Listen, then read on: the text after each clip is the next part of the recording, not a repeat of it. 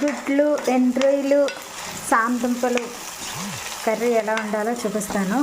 Onions ముందు వేపేసుకోవాలి, పచ్చిమిరపకాయలు ఈ ఆయిల్లో. తర్వాత గుడ్లు, రొయ్యలు వేసుకున్నాను.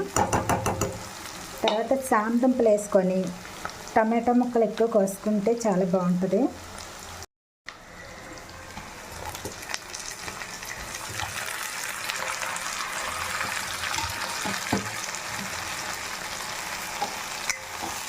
సామదుంపలు వేసుకున్నాను.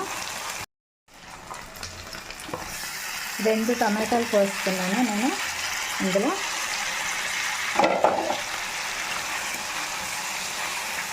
పెద్ద టమాటాలు తీసుకుని టేస్ట్ చాలా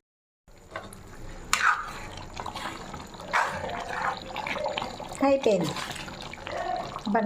సామదుంపలు, ఎండ్రాయిలు, గుడ్లు కర్రీ.